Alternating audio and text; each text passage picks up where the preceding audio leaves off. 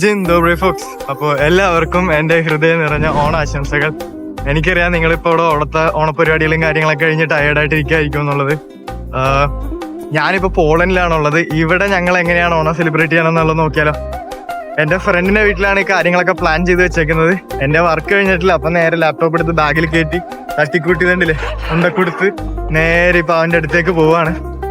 ഇനി അവിടെ ചെന്നിട്ട് നമുക്ക് നോക്കാം. ഫ്രണ്ട് മാത്രമല്ല കേട്ടോ, എൻ്റെ ഫുൾ ഫാമിലിയാണത്. എൻ്റെ ചേച്ചി, എൻ്റെ ബ്രദർ എല്ലാവരും ഉണ്ട് അവിടെ. അപ്പോൾ അവർ ഫുള്ള് സദ്യ പരിപാടികളൊക്കെയാണ് പ്ലാൻ ചെയ്യുന്നത്. അവിടെ ചെന്നിട്ട് ഇനി എന്തായാലും കൂടുതൽ വിശേഷങ്ങളും കാര്യങ്ങളൊക്കെ അറിയാം. എന്തായാലും അങ്ങോട്ട് പോകണല്ലേ, വെറും കൈയോടെ പോകണ്ടെന്ന് കരുതി ഫ്ലവർ അങ്ങാട് വാങ്ങിച്ചു. എങ്ങനെയുണ്ട്? കൊടുത്ത ഫ്ലവർ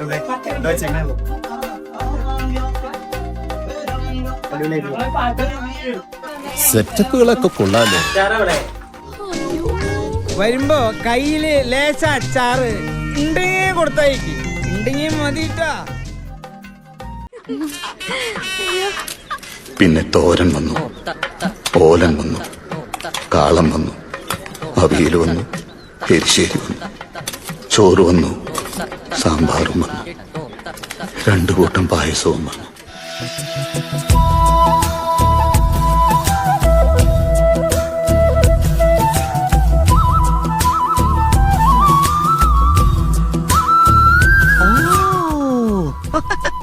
You ready?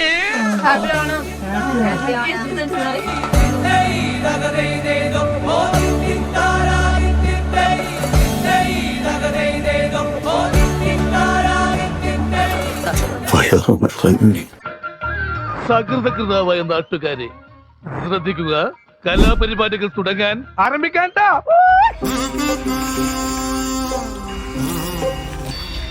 സൂക്ഷിച്ച് നോക്കണ്ടടാ ഉണ്ണി, ഇത് ഞാനല്ല.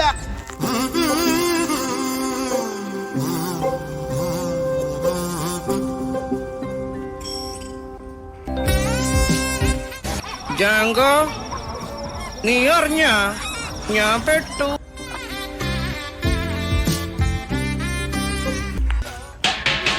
ഒന്ന് കുനിഞ്ഞു.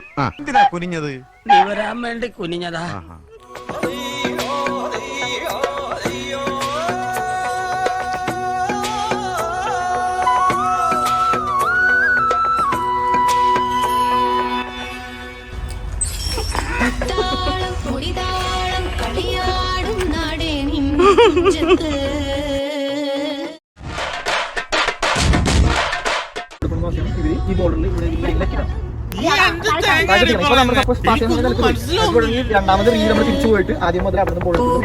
പാട്ടീണം മൈലാഞ്ചി പാട്ടിനഴകൊടു കൂട്ടുകൂടും നേരം നല്ലോണം നമ്മൾ കോണം.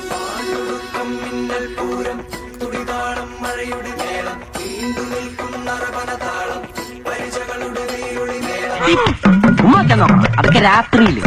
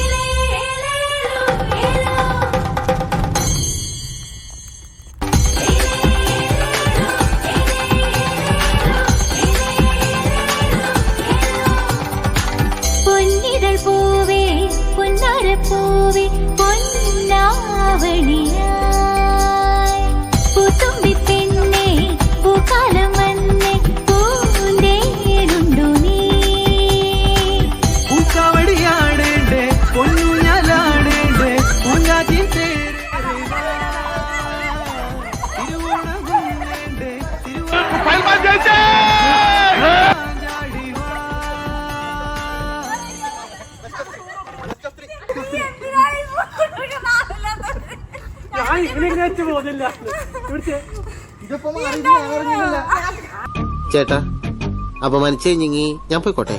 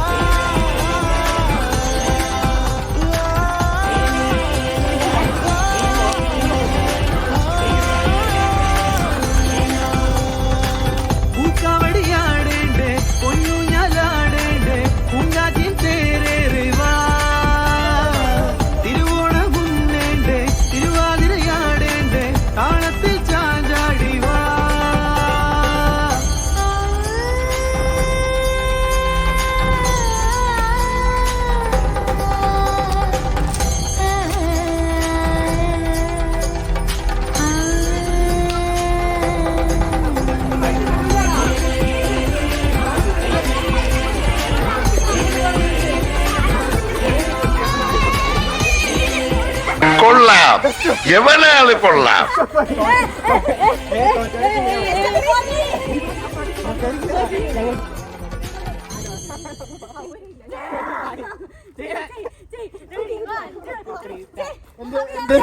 എന്റെ ടീമിന്റെ നേതൃത്വത്തിൽ അവർക്ക് വേണ്ടി ഞാൻ ചെയ്യുന്നതായിരിക്കും.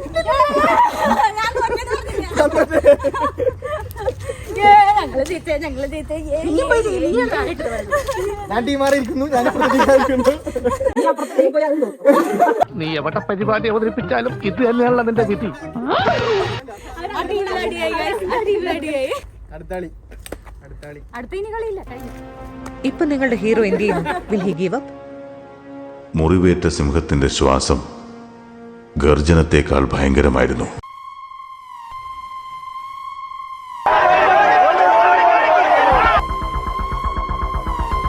ഇവിടെ തുടങ്ങുകയാണ് നമ്മളുടെ പ്രഹസനം.